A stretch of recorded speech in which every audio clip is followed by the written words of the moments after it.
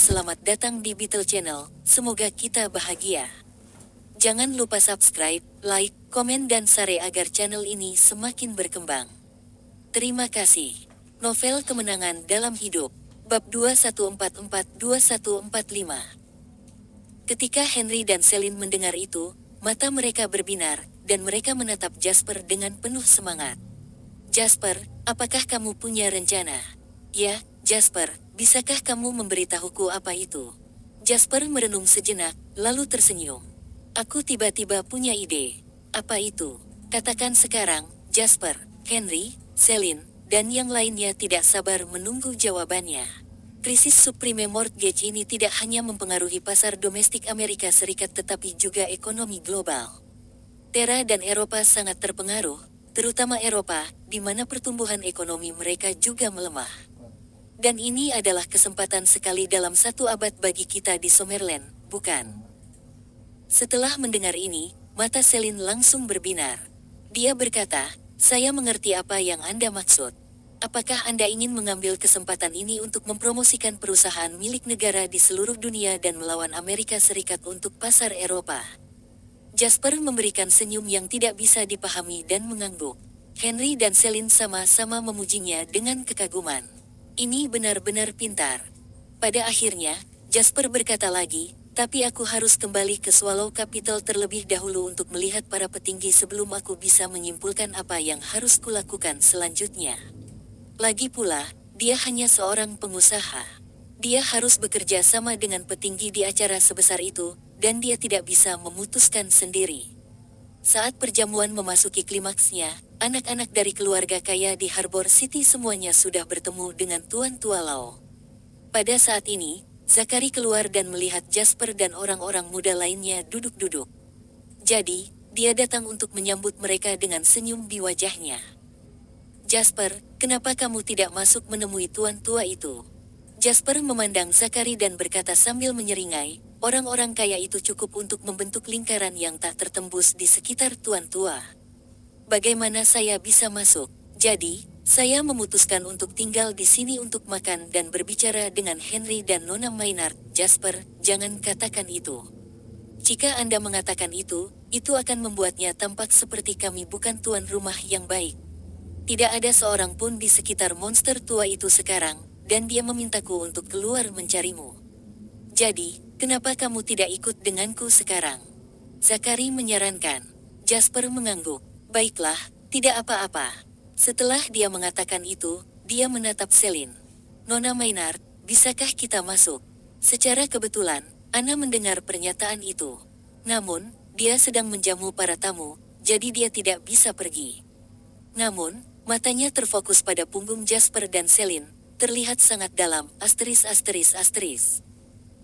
Di dalam aula, hukum Tuan Tua memerah. Dia mengenakan setelan jas yang hanya dikenakan untuk ulang tahunnya sambil duduk di kursi. Beberapa pria tua berambut abu-abu duduk di sebelahnya. Tuan Tua Hukum, semoga kebahagiaan Anda sebesar Samudra Pasifik. Kami mengucapkan selamat ulang tahun dan banyak lagi yang akan datang. Setelah Jasper mengatakan itu, dia meminta Julian untuk menyerahkan hadiahnya. Itu adalah lukisan karya pelukis terkenal di era Renaissance. Setelah menerima hadiah, Tuan Tua Lau berkata sambil tersenyum, Jasper, saya sudah senang Anda bisa datang hari ini. Mengapa Anda memberi saya hadiah yang begitu mahal? Itu akan merusak dompetmu. Meskipun Tuan Tua Lau berkata demikian, dia senang di dalam hatinya. Ia sangat menyukai peninggalan budaya seperti kaligrafi dan lukisan. The Laws memiliki seluruh bangunan di Manor Tua hanya untuk memajang kaligrafi dan lukisan antik yang telah dikumpulkan oleh Old Master Lau sepanjang hidupnya. Jasper tersenyum lagi dan berkata, ini bukan apa-apa. Aku bahagia selama kamu bahagia. Tuan Tua Lau dan Jasper sangat dekat satu sama lain. Setelah Jasper mengucapkan kata-kata yang menyenangkan itu, Tuan Tua Lau bahkan lebih bahagia di dalam. Oh, tidak ada keturunanku yang sehebat dirimu, Jasper. Saya sering berpikir betapa hebatnya jika Anda, Jasper, adalah keturunan keluarga saya. Old Master Lau bukan satu-satunya yang memikirkan hal ini sebelumnya. Bahkan Zachary terkadang bertanya-tanya tentang hal ini. Penyesalan terbesar mereka adalah bahwa Jasper bukan keturunan hukum dan tidak ada keturunan mereka yang seperti Jasper. Jasper tersenyum dan menggelengkan kepalanya dengan lembut. Hukum Tuan Tua, jangan katakan itu. Hukum makmur, dan keturunan Anda semua memiliki prestasi yang cukup bagus. Kemampuan Henry dan Anna sendiri sudah luar biasa. Bagi saya hanya beruntung telah memanfaatkan kesempatan yang baik dan mengikuti tren. Tuan Tua Lau merasa lebih senang dengan kata-kata sederhana ini, dan senyum di wajahnya menjadi lebih cerah. Pada saat ini, dia memperhatikan bahwa wanita di samping Jasper hari ini tampaknya sedikit asing. Karena itu, dia bertanya dengan rasa ingin tahu, "Jasper, siapa wanita di sampingmu ini?" Pada saat ini, Celine melangkah maju dan memperkenalkan dirinya sambil tersenyum, "Halo, Tuan Tua Lau, saya Celine Maynard, dan saya berteman dengan Jill. Saya mengetahui tentang pesta Anda ketika saya berada di Harbor City, jadi saya datang untuk memberi selamat kepada Anda." Maynard di Amerika Serikat Selatan. Tuan Tua Lau bertanya sambil tersenyum. "Ya, saya di sini bersama Jasper hari ini untuk mengucapkan selamat kepada Anda di hari ulang tahun Anda. Ini hadiah kecil, dan saya harap Anda tidak akan menyukainya." Saat dia mengatakan itu, dia mempersembahkan kuda perunggu yang dia dan Jasper beli di pasar barang antik hari itu. Segera setelah dia memberikan hadiah ulang tahun ini, beberapa orang tua yang hadir, termasuk Tuan Tua Lau, menunjukkan ekspresi terkejut. "Nona, bisakah saya melihat hadiah ini?" Pak Boyle bertanya dengan heran. Sedikit keraguan melintas di mata Celine. Dia bingung. Bukankah itu hanya peninggalan budaya? Manakah dari pria tua yang hadir yang bukan miliarder? Mengapa mereka tampak seperti belum pernah melihat yang seperti ini setelah melihat kuda perunggu ini? "Tentu saja Anda bisa. Ini dia."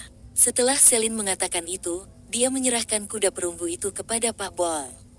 Pak Boyle mengeluarkan kaca pembesar untuk melihat kuda itu dari dekat begitu dia mengambilnya dari tangan Celine. Yang lain juga menatap kuda perunggu itu, tidak pernah mengalihkan pandangan mereka. Ketika Celine melihat reaksi mereka, dia menoleh untuk melihat Jasper dengan bingung. Dia berbisik kepadanya, "Itu hanya sesuatu yang saya beli dengan $3.000. Mengapa para raja begitu terkejut karenanya?" Jasper menunjukkan senyum misterius di bibirnya dan balas berbisik, "Kamu tidak tahu, kan? Bos toko juga tidak tahu apa itu. Dia baru saja melemparkan barang pribadi milik seorang raja masa perang ke. Satu sisi seperti itu adalah hasil karya secara acak. Anda telah menemukan harta karun bagi diri Anda sendiri." "Apa?"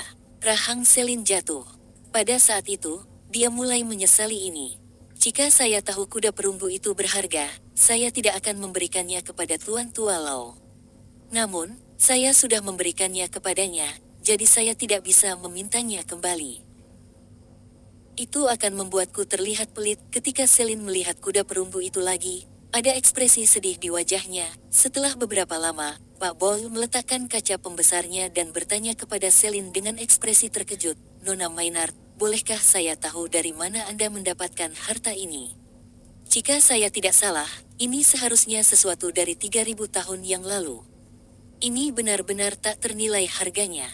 Celine kembali sadar dan menjawab dengan cepat, "Ini dari koleksi milik keluargaku. Setelah saya mengetahui tentang ulang tahun Tuan Tua Lau, saya membawanya ke Harbor City. Saya harap Anda menyukainya, Tuan Tua Hukum."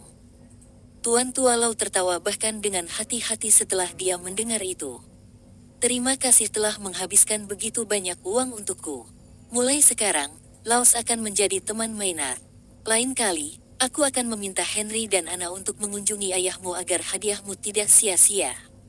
Hukum memiliki status yang sangat tinggi di Harbor City, jadi itu adalah tipikal orang kaya di lingkaran Harbor City datang untuk merayakan ulang tahunnya untuknya. Namun, Celine ada di lingkaran Amerika Selatan. Dapat dikatakan bahwa Celine tidak memberikan hadiah ini kepada Tuan Tua Lau sendiri. Sebaliknya, dia mewakili Maynard di selatan Amerika Serikat. Celine merasa terkejut di dalam. Dia tidak mengira kuda perunggu akan membentuk persahabatan antara kedua keluarga. Karena itu, dia bahkan bisa memprediksi bahwa di masa depan, Maynard dan Hukum bahkan mungkin menjadi sekutu, bersambung, Terima kasih telah menyaksikan dan terima kasih telah mendukung channel ini.